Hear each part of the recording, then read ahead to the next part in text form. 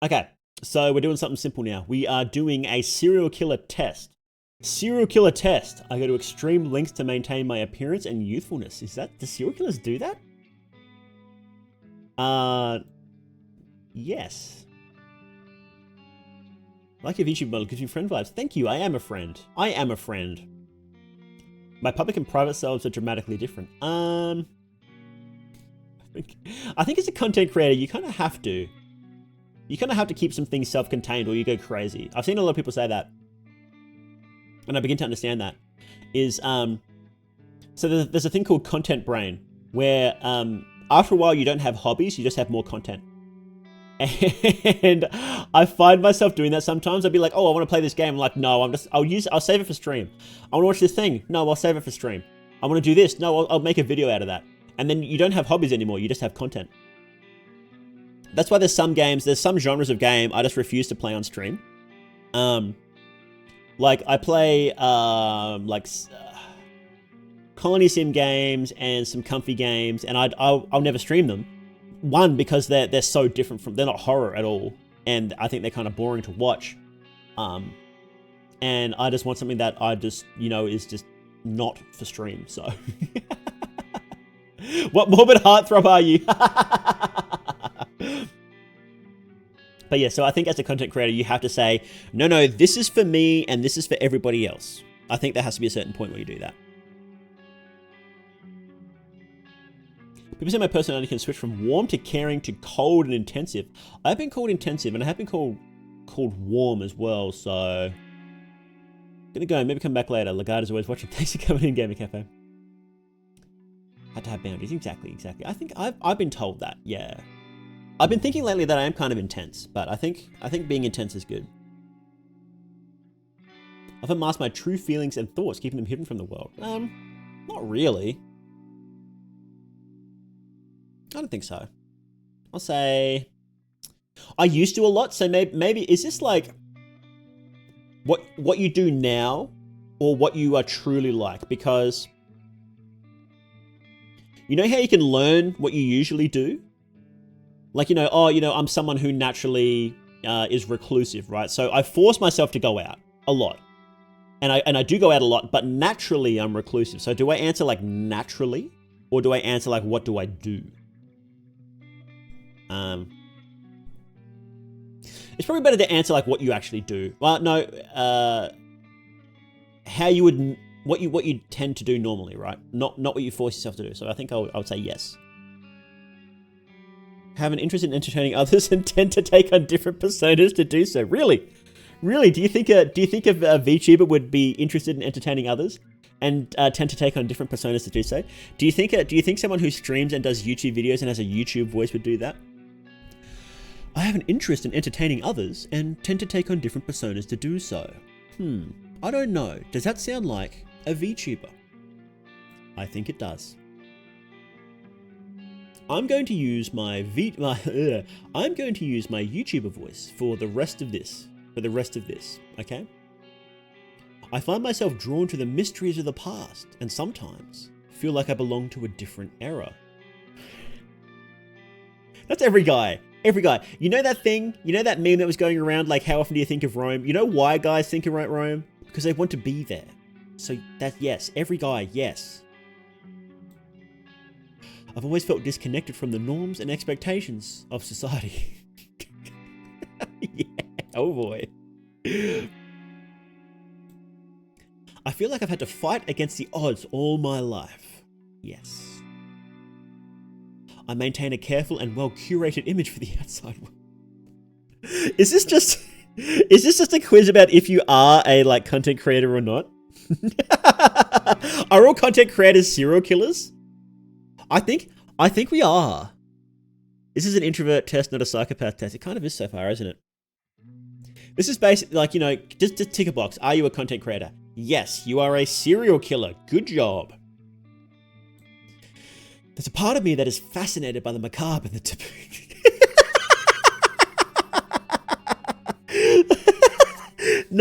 No, we only just spent 3 hours watching horror short films on YouTube. No, definitely not me. No. Virgin Roman Empire versus Chad Goals. Have a link for this, Chris? Oh yes, let me grab this link for you guys. Here's a link if you would like to do it yourself. It's also in the description, and it will also be in the description of this highlight too for any future viewers. Wife asked me about the Roman Empire and how often I think about it. I, like every woman who has ever asked, serious replies when I said at least once a day. Really? That's so funny.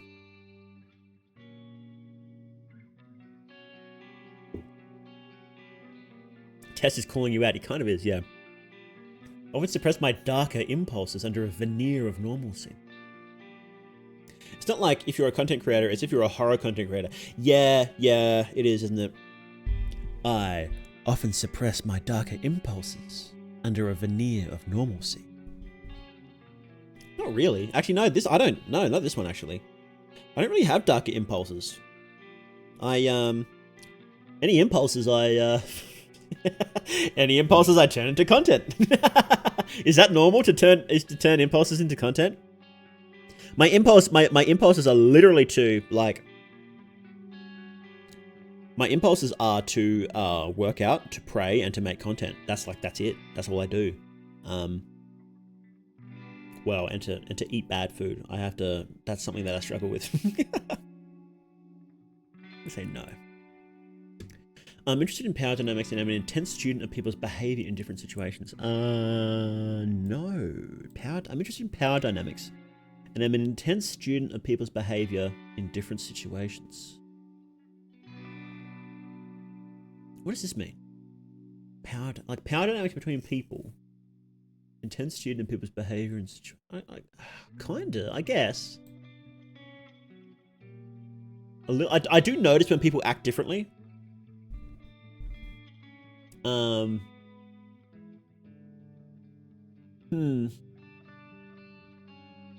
I guess. I wouldn't say like it's something that I do like on purpose or like a lot. Sigma Grindset. Enjoy how people interact with us.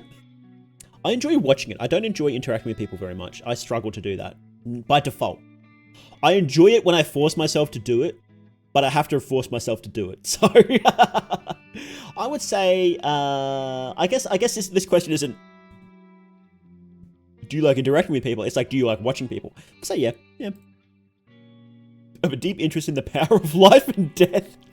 I don't want to kill people. I'm gonna say no to this one. No, I don't want to have control over I don't want to have power over somebody else's life and death. I don't want that. I fiercely defend myself and those I care about, sometimes adopting extreme measures to do so. I guess in terms of this, extreme measures would be I would literally beat someone to death with a hammer for my friend. I guess if it was like in a fight situation where it was like my friend or me or the attacker, then yeah, I would. But like, if it was like they were just like hassling them, I wouldn't beat somebody to death. So I'm gonna put myself in the middle there. Sounds like someone doesn't want to be a new god. How you doing, Matthew? I struggle with deep-seated feelings of inadequacy and humiliation. I'm gonna let you into the secret. That's every content creator. If you're a content creator and you think you're good enough, you're not a good content creator. Yeah. If you make art and you think you're good enough for what you want to make, then you're probably not a good artist. I'm sorry to say. I feel like thinking you're not good enough, but having a balance of confidence and unconfidence is the key to being a good artist. Because you have to be confident enough that you can make something, but you have to be unconfident that you're not good enough, because that drives you to be better. And I think that being driven to be better is super important for an artist, or you just end up making just fucking garbage. Well, actually, you know what? No, I don't think, I guess it isn't vital then, because plenty of people make fucking garbage. So, so you know what? I'm going to say no, I'm actually wrong there, because you can just be a bad content creator, right? Just because it's bad content doesn't mean it's not content. And all I feel adequate. A lot of people do. People don't realize it. I think people feel like they think that people think they're inadequate. People think that they think they're inadequate, but they don't really.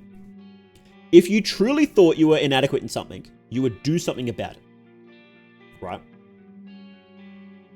That's what I think. Because inadequacy means that there is something you want to do that requires a certain skill set, right? So say I think I'm inadequate at woodworking. I've never done woodworking before in my life. I'm never going to do woodworking in my life. Or maybe in the future. But for now, right, there's nothing, it's not on my to-do list is to make a chair. So how can I be inadequate for something that I'm not even doing? So you can only be inadequate at something that matters. And if you truly thought you were inadequate, you would do something about it. So I think people think that they're bad at stuff. I think people get wrapped up in thinking they're bad at things that matter that don't actually matter, right? And people think, oh, I'm inadequate. I'm a failure. So you're not a fucking failure. Who cares? You're not a good, singer? You're not a good dancer? You're not good at parties? Who cares? It doesn't matter. Confidence is basically witchcraft amongst millennials and Zoomers. I've heard that before.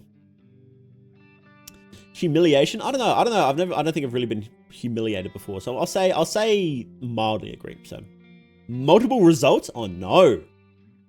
Cogsmith, you're such a serial killer. You're multiple serial killers. People often tell me I have an aristocratic demeanor and a commanding presence. What do you guys reckon? Am I commanding? You tell me right now. Tell me right now, peasants. Do I have a commanding aristocratic demeanor?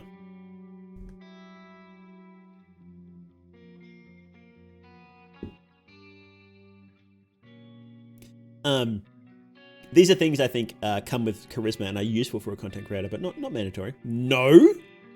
Wow. Absolutely not.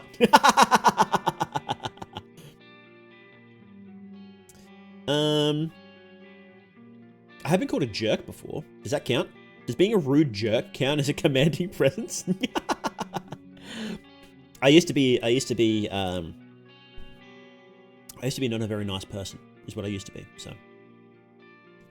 Didn't work that deep in the mortuary field. Oh, you were making business for yourself. Business was slow, so you're like, you know what? I'm gonna make some more bodies. That's what happened. I'll say a little bit. I'll lead a double life, keeping my true self hidden from those around me. Yeah, I mean, literally, yeah. Command obedience with respect. You seem chill dudes, so no. I try to be chill, so. Complete with death metal. My calm and collected exterior often hides my true intentions. I don't know. I don't know if I'd say that. My true intentions. My calm and collected exterior often hides my true intentions. Not really. I think I'm pretty straightforward with what I always think I'm really straightforward with what I do and what I say. Like that's why I think I'm a bit intense, because I think intense things. I'm like I don't want to do shit for content. There's certain things I want to do, and I'm not gonna pussyfoot about it, right? So I think no, I don't really. Would that be lying? I don't know. This isn't explicitly lying, but I feel like it's on the verge of it, right? I say a little bit because people are saying like I'm chill, but I always thought I was like really intense. So I do try to like let out, be a bit more boisterous on stream than I am like usually. I'm a Mao, but more. Drop something I used to listen to in the Discord. Oh, sick. Yeah. Literally just the time you took a psychopath test. Psychopath and an Australian VTuber are very similar. I did take a psychopath test, didn't I? My approach to leadership is often viewed as ruthless as uncompromising. I have actually been. I think a little bit. I'd have to calm down a little bit when I'm doing the New Guys podcast sometimes. Like I'll give instructions to do stuff, like get set up, and then it's not done, and I have to like breathe. And it's just, and they're not doing anything wrong, right? Like, I understand that people, you know, don't get stuff sometimes, but I just had to go like, don't be mean, Mao. Don't be mean. I tend towards meanness if I'm not careful. And it's something I try really hard not to be mean. So I will say in the middle, yeah. I'm fascinated with understanding the inner workings of things, even if it means taking them apart. No, not really. A little. I think every guy is a little bit, right? But not. I wouldn't say in particular at all. I guess I wouldn't say I would agree out this guy here, right? I want to be orderly. It's not a bad quality. We had to be flexible. Exactly. Yeah, I get. I mean, you know, this is why I did that stream where I did the autism test, and it's like, you're probably on the spectrum, dude. I think I just like things done a certain way, and then I'll give clear instructions, and like super clear. Like I literally make documents, Google documents on how to do stuff, like with images and everything, because I know it can be complicated, and like it's not done, and I'm just like, and my mind automatically goes, why isn't it done? I gave you clear instructions, and I automatically get frustrated.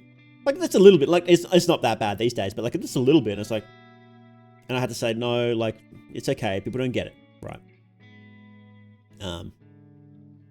Yeah, and that's even in real life. It's like, you know, when someone is like, you know, we're gonna leave at a certain time, and I expect it on that dot, right? Not a second sooner, not a second later, and then it doesn't happen, and I just get really frustrated. I have to tell myself to chill out a lot. Seen the old Morday vids, the early Doog model, you can't hide from your past. I think I was even more chill then, to be honest. I think the new look makes me cooler and edgier. I feel dominated by intense, uncontrollable urges. Yeah. Don't we all? The weight of our sin is not easy to bear sometimes. Prefer to work independently and maintain direct control over my projects? Absolutely. Oh, this is something that actually came up in the Super Eye Patch Wolf on the podcast, right? I want to say interview. It wasn't really an interview, though. It wasn't really an interview. But I keep thinking interview. I'll just call it an interview, whatever. And he does basically everything in his videos. Just like a couple of things here and there. Like sometimes he'll get a voice actor, sometimes he'll get some people to do art for him. But like all the editing and like all that stuff and is all done by him. And it's like, this guy could easily afford a whole team to help him produce videos, right? Easily, right? The amount, like his videos get like 1 million views per video, right? And I think does he have a Patreon as well? I don't recall. I don't want to say if he definitely does or not. I don't recall. Either way, he's getting fat stacks, right? So he could easily afford a whole team to help him produce videos, but he doesn't. He's like, and he was like, because I like doing it. I just enjoy the process. And he said, it was funny. He said that he had somebody edit a video for him a few years ago, and he got the video back, and he's like, thank you very much. He paid them for their time, and then he deleted it. He's like, I want to do it my way. And he's saying that, and I'm like, you know what? I don't want to like say that, you know, I'm exactly the same as Super Eye Patch Wolf, because obviously, you know, but I was like, man, that sounds like me. That sounds like something I'd do. Pay someone to edit the video for me, then take one look at it and say, man, I hate this. So yeah, I definitely prefer to work independently, right? So, essentially just really organized. Yeah, I can be, but I think I'm less worried about that and more just about like getting frustrated when other people aren't as organized. And I have to tell myself, they're not going to be, right? It's just how people work. And I've done the exact same thing when someone else has organized a project and then I haven't participated properly. And then, so I had to tell myself, like, if you're the person organizing a project, you're organizing the project, right? You have to make sure everybody's on time. You have to make sure everybody's got everything ready. You have to do this, you have to do that. And because they're not going to, because they don't know they have to, because, you know, they don't know how to, because they're busy, because of 100 different reasons. And that's not even, they're not even malicious reasons either, right? You know, people generally aren't malicious. They're not doing it to piss you off or whatever. It's just, they got shit happening. And I have to remind myself that a lot, but, I'm a lot better with that these days. I'm a lot better with it. I used to get so mad. You guys wouldn't have liked Old More They. Long before I started streaming though. Long before. Seem more comfortable with yourself and what you're doing compared to the old streams. Yeah, I was actually being a lot more successful. Definitely helps with it. I still have a long way to go before where I want to be, but I was also under a lot of stress at the time too. I was working 3 jobs, yeah, it was not very good back then. If only it was like that in high school with group projects. Exactly, yeah. Project manager. It can be. So you have to decide whether the rewards are worth it. And I really like doing the New Guys podcast, not just for like. There's 100 different reasons why I like it. Right? I like hanging out with the boys. It's just fun. Often when we stop recording, we'll just hang out and chat for like another half hour, sometimes even up to an hour, just chatting about random shit. And we don't record that because I do want to keep the podcast more focused on Fear and Hunger stuff for now. Maybe in future we'll change up a bit, but for now it's like, you know, I want to keep it a bit more focused. Yeah, we just like hanging out with each other, and I like having something regular content to come out with because people really like the podcast, and people kept asking for a Fear and Hunger podcast for ages, and I was like, is there enough content? And yeah, I think we're doing pretty well. Heaps of people to interview. Got heaps more on the list I haven't even had a chance to ask yet. So I think we'd be right for a while. And yeah, it's good to have regular content coming out when in between my main videos. That's one of the reasons I started streaming again. Another reason is I just like doing it, but it's to get regular content coming out again. Guys gonna play a multiplayer game together on stream. The issue is it's really difficult to line all our schedules up. I would like to, but we'll see. I won't promise anything, but I'm definitely trying to. So, and like for Polo's computer is a total potato. I think his computer's it struggles. If it struggles running Fear and Hunger, it's gonna struggle running a lot of games. So it's really hard to find it. We were gonna do Fortnite, but well, like talking to Fropolo, it's like that's not happening. It's good you guys have your own privacy and keep hanging out like good friends. Yeah. I do like having that little spot where it's just us. We're not recording, being casual, you know. So we're not like in business mode. Like Flintstones for Frapp's computer. Yeah, when he's using the computer, he's got like a pedal at the bottom. He has to pedal to keep it going.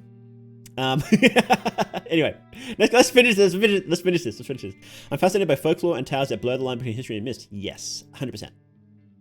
My interests are often considered unconventional or disturbing by others.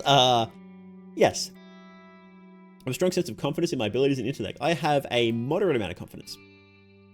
But remember, you can't be fully confident because that's bad for a content creator. My moods and feelings can be dark and are often hidden from others. I guess. I'd say so. Not a lot of the time, but I do have, dark moments in my dark heart. Some dark and mysterious man. And guys naturally don't talk about this stuff, so, yeah. I'm just good at persuasion, often get what I want. I don't know. I've been grinding, since I've been streaming, I've been grinding charisma, so I'm probably a lot better at it than I used to be, but I don't like manipulating people, so I don't try to. Like, if I like do a deal with somebody, like, say I wanted someone to come on the podcast, right? If they don't want to come on, like I lay it out clean. I'm like, I think it'd be good for this reason. And if they don't want to, and they still don't want to, and it's like, okay, it sucks, but they don't want to come on. It's fine, whatever. So I don't try to like manipulate people like this is what's suggesting. So I don't know. I guess I could try to. I don't want to. I don't want to find out if I'm good at manipulating people. So I'll put that in the middle. My life experience has taught me to be wary and distrustful of others, especially those in authority. Not really.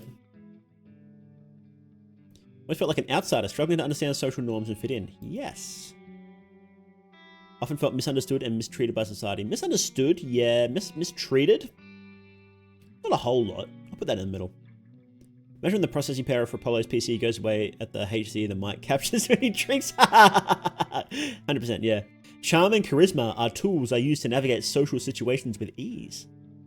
A little bit. Again, I guess this one isn't really manipulation, is it? I'd say yeah. I'm drawn to both the limelight and the shadows. Yes. Yes. People respect my intelligence and often come to me for advice. You want to know a secret? You want to know a big secret that people will tell you is wrong, and people desperately say that they shouldn't do this, but they do it anyway. Everybody started interacting with me more when I started being more successful.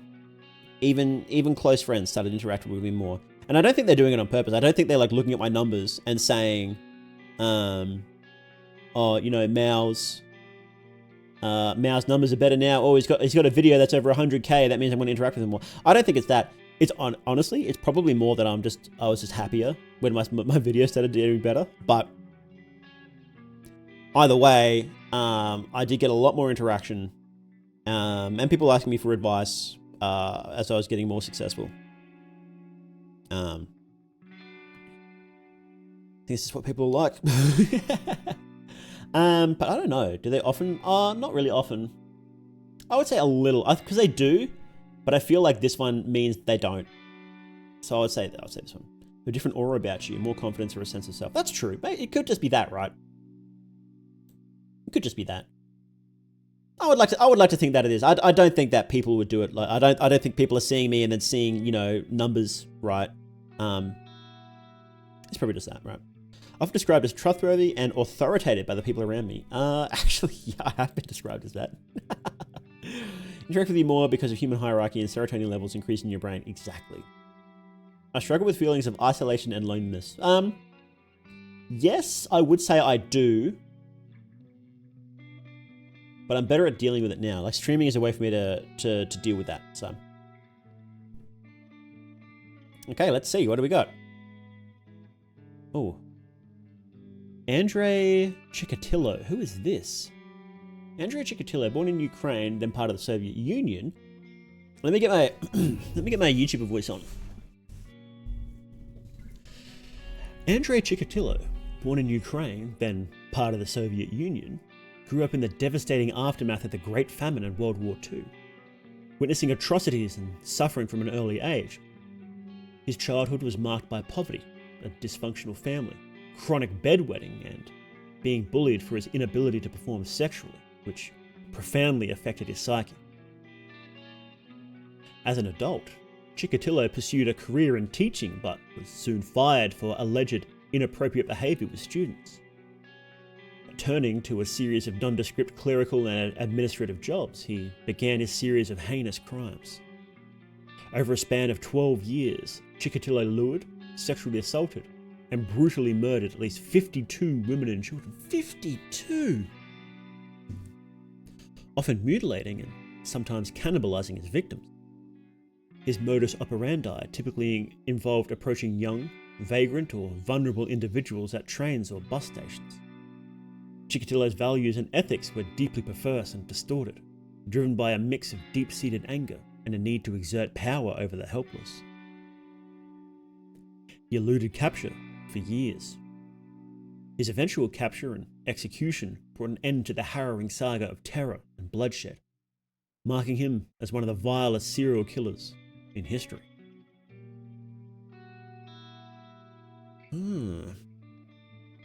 Chikatilo. Ooh, close to Gacy. Almost got Gacy. One day.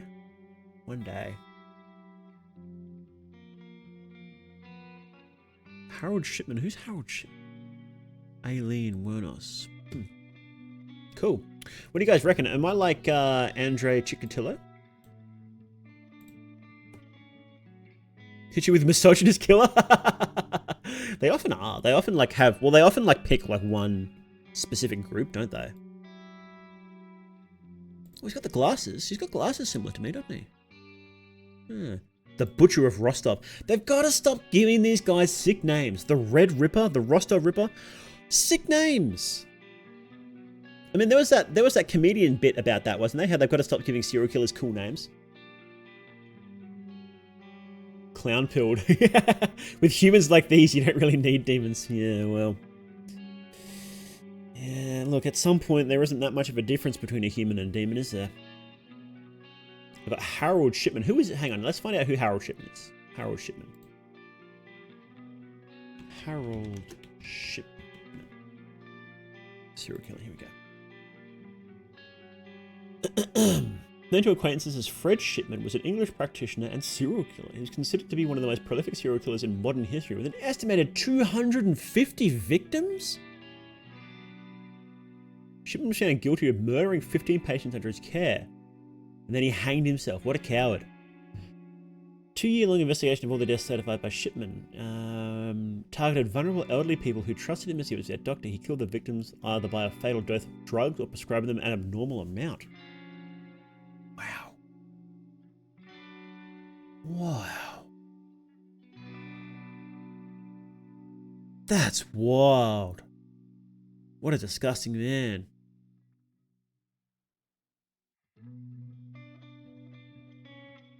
Wow. Just disgusting, yeah. The poo-poo killer. Yeah, Mr. Chikatilo discussion. How you doing? Talk about Chikatilo. 52 women and children. That's pretty disgusting. I think the thing with Shipman is that his crimes are still less. What's the word? Less. The physical way he killed them, like with fatal dose of drugs, is less heinous. Like if you had to compare one death to another, it's much less heinous than what Chikatilo was doing, right? You know, butchering and eating people, right? That's like a tier above, like just. I mean, I say just, right? Just in quotation marks. Just giving someone a fatal dose of drugs.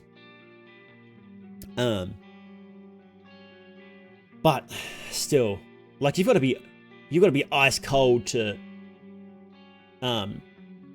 rip somebody apart like that and then eat them. But 250, that's something else. That's something else, isn't it? Watch documentaries about him as a kid. That must be scary.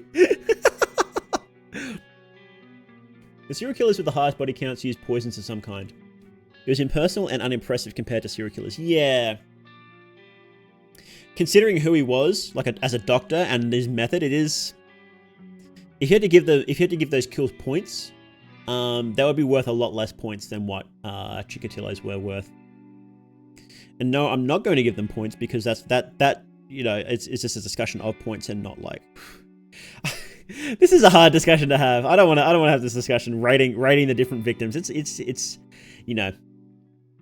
In terms of brutality, I guess you would say. In terms of brutality, Chikatilo's murders were much worse. Like even though they should what was his name again? Shipman's victims shouldn't have died, right? How old they were? They shouldn't have been killed, right? It's infinitely cruel to do that. But there are worse ways to go than just dying peacefully because of a fatal dose of drugs. Much worse ways to go, that's for sure. So, Chikatilo is one of the few Soviet bloc country serial killers who influenced copycats. Oh, really? He had copycats.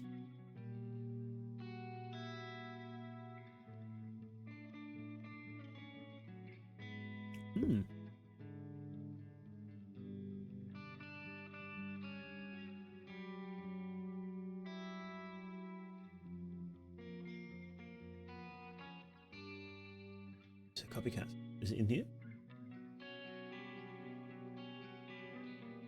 Trial.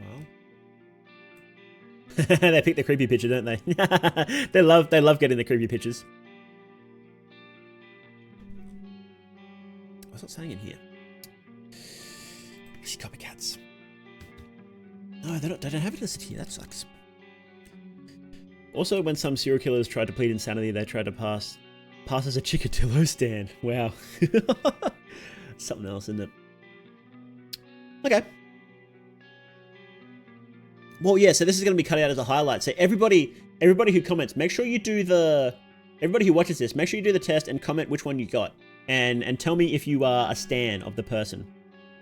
Can we get an Eileen and can we get a Shipman? Let's get all the rainbow. Let's see if we can get everybody. If you like this video, please consider becoming a patron. Thank you all very much to the patrons who have already supported. Their names are on screen now.